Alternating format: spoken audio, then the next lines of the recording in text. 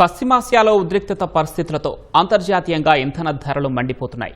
దీని ఫలితంగా commercial gas వినియోగదారులపై మునుపెన్నడూ లేని విధంగా భారీ భారం పడింది.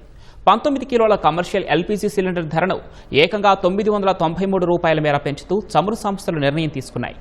అయితే గృహ వినియోగానికి వాడే డొమెస్టిక్ వంట గ్యాస్ సిలిండర్ ధరల్లో ఎలాంటి మార్పు లేదని అధికారిక వర్గాలు స్పష్టం చేశాయి.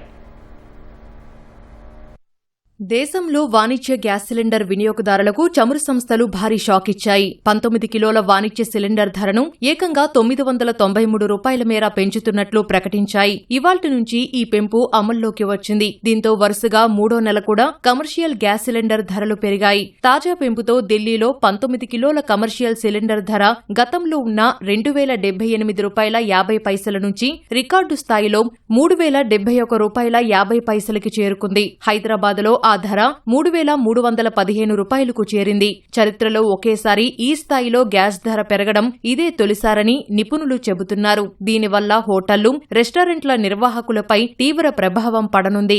గత 3 నెలల వ్యవధిలోనే కమర్షియల్ సిలిండర్ ధర ఏకంగా 1303 రూపాయల మేర పెరిగింది. అయితే గృహ వినియోగానికి వాడే డొమెస్టిక్ వంట గ్యాస్ సిలిండర్ ధరల్లో ఎలాంటి మార్పు లేదని అధికారిక వర్గాలు స్పష్టం చేశాయి. ప్రస్తుతం ఢిల్లీలో గృహ వినియోగ సిలిండర్ ధర 913 రూపాయలుగా కొనసాగుతోంది. మరోవైపు పెట్రోల్, డీజిల్తో పాటు దేశీయ విమానయాన సంస్థలు ఉపయోగించే ఏవియేషన్ టర్బైన్ ఫ్యూయల్ ఏటీఎఫ్ ధరల్లోనూ ఎలాంటి మార్పు లేదని ఇండియన్ ఆయిల్ కార్పొరేషన్ స్పష్టం చేసింది. అటు డీజిల్ ఎగుమతులపై విండ్ ఫాల్ పన్నును కేంద్ర ప్రభుత్వం లీటరుకు 23 రూపాయలకు తగ్గించింది. అలాగే విమానయాన ఇంధనం ఏటీఎఫ్ ఎగుమతులపై ఈ పన్నును లీటరుకు 33 రూపాయలకి కుదించింది. పశ్చిమాసియాలో ఉద్రిక్తతల కారణంగా ఇంధన సరఫరా చైన్ దెబ్బతిని గ్లోబల్ ఆయిల్ ధరలు దాదాపు 50% మేర పెరిగాయి. ప్రస్తుతం బ్రెంట్ క్రూడ్ బ్యారెల్ ధర $111 వద్ద ఉండగా WTI క్రూడ్ $105 పైగా పలుకుతోంది. ప్రపంచ చమురు రవాణాలో కీలకమైన హర్ముజ్ జలసంధి గుండా సరఫరాకు ఆటంకం కలగడం